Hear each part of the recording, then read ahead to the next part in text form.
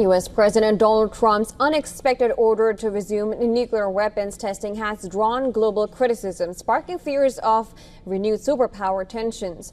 The announcement on social media was issued just before Trump, who boasts frequently about being a peace president, went into a summit with Chinese leader. Trump's announcement left much unanswered, whether he meant testing weapon system or actually test explosions, something the U.S. state has not done since 1992.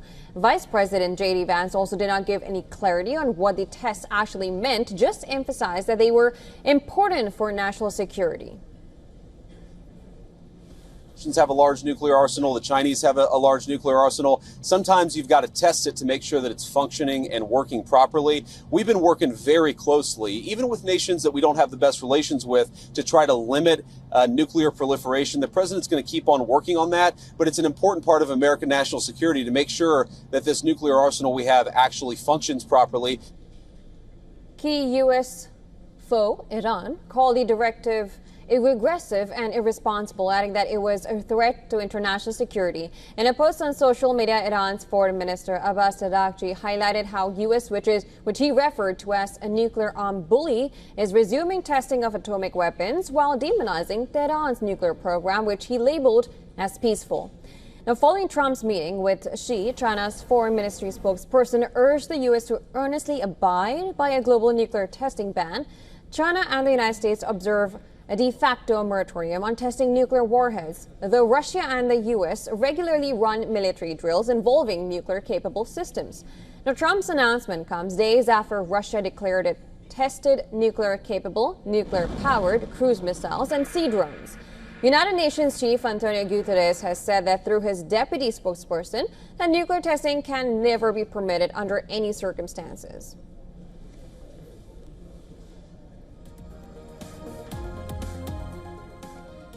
Now, here's a report that explains how the world teeters on edge of terrifying new arms race. Take a look.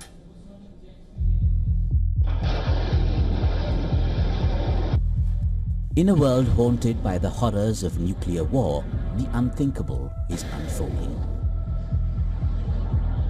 The fragile, decades-long freeze on nuclear weapons tests has shattered. U.S. President Donald Trump, just hours before meeting China's Xi Jinping, commanded the Department of War to restart live nuclear detonations, ending 33 years of restraint. It had to do with others. They seem to all be nuclear testing. We have more nuclear weapons than anybody. We don't do testing. We've halted it many years ago. But with others doing testing, I think it's appropriate that we do also. The last time the U.S. detonated a nuclear bomb was in 1992. Since the first nuclear test explosion on July 16, 1945, at least 8 nations have detonated over 2,000 nuclear tests at dozens of test sites. The U.S. has carried out the maximum number of tests, followed by Russia. President Donald Trump has ordered new nuclear arms testing on American soil, saying Washington will not be left behind. This sudden move comes amid Russia's recent blitz of nuclear weapons tests, testing the Burovestnik nuclear-powered cruise missile with limited range, deploying the Oreshnik tactical weapon in Belarus, and unveiling the Poseidon underwater drone capable of triggering a radioactive tsunami miles long. The Poseidon drone, powered by a miniature nuclear reactor, is built to travel thousands of miles underwater before detonating near enemy shores, creating a wave of radioactive water and destruction unlike anything seen before. The global nuclear arsenal, estimated at over 12,000 warheads, sits ominously, with the US and Russia holding over 85%. With China rapidly expanding its nuclear stockpile and advanced technologies like AI and hypersonic weapons destabilizing traditional deterrence, the situation grows increasingly volatile. Analysts say this escalation marks the most dangerous arms race since the 1980s. Both Russia and the US are rearming with weapons that blur the line between strategic deterrence and apocalypse. As satellites track launches and submarines stir below, the line between posturing and provocation blurs. The margin for error is razor thin. One miscalculation, one radar glitch, one misunderstood signal, and humanity could stare into the radioactive abyss once more. The nuclear storm is no longer coming. It has already begun. Bureau Report, WION World is One. All right, to discuss this, we are now being joined by James Jackson, journalist and political analyst, joining us from Berlin. Thank you so much for joining us on the broadcast. Let's begin with the question. We know that these tests might happen after 30 years. First of all, what are these tests, and is Trump serious about it? And if he is, then what are the consequences? Yes, I mean, unfortunately, we can't answer if Trump's serious about it yet. The fact that he sent Vice President J.D. Vance out is probably a sign that this will actually happen. But of course, we know President Donald Trump has quite a habit of shooting from the hip and saying things are going to happen and then not actually following through.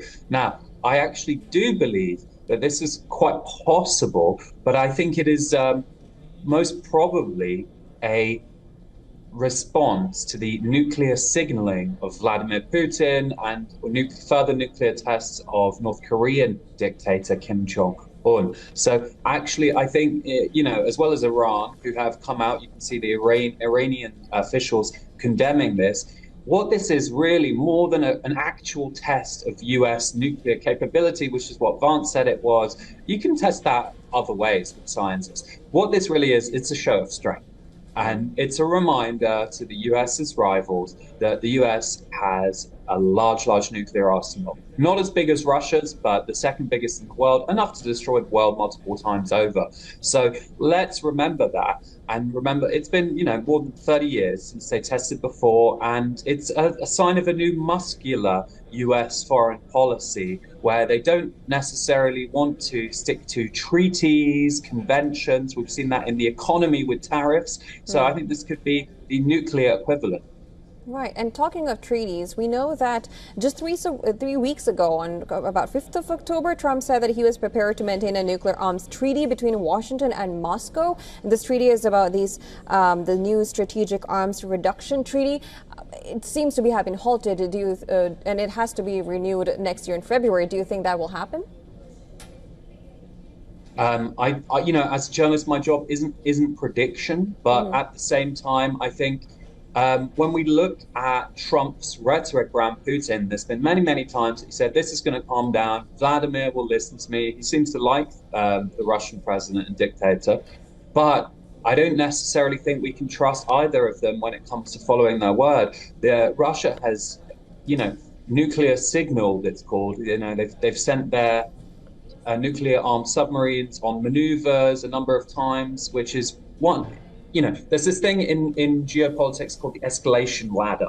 So when one country escalates, you are supposed to escalate. And there's actually a relatively well understood internationally method of how to do that. And nuclear signaling is part of the escalation ladder, and so is nuclear testing. So actually, I think we should see this as a hint at a quite dangerous escalation from the US, or rather a response to Russia and North Korea's constant escalation. But until it starts happening, I think we should also have some caution, because Trump has a habit of promising things that he doesn't do.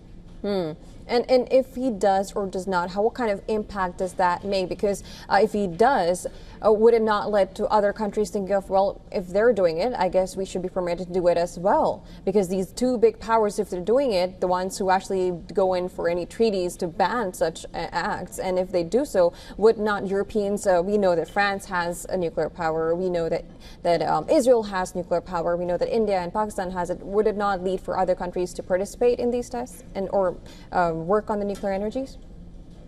Absolutely. I think this could be the start of a dangerous new era of nuclear testing, going beyond just previous signaling of nuclear weapons. Now, Russia actually does a lot of missile tests, and as I said, it signals, it threatens the West with its nuclear capability, but it hasn't actually been testing nukes, according to Russia.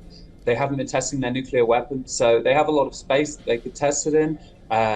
I think if the US starts it, then we will start to see Russia doing it. I'm not sure that France and the West would do it.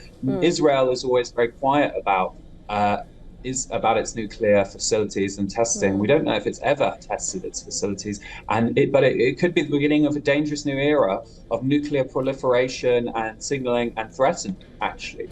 Right, and talking about if they will, we had some facts here. Now, there's a U.S. government shutdown going on, and in fact, there was reports saying that there would be a layoff in most of the employees handling the nation's nuclear weapons. Considering that these facts are also happening, if we don't have employees there, do you think Trump is actually serious about going towards nuclear testing when there are reports that there's this Republican Mike Rogers is the one who actually said that there's going to be some layoffs in most of the employees handling nation's nuclear weapons.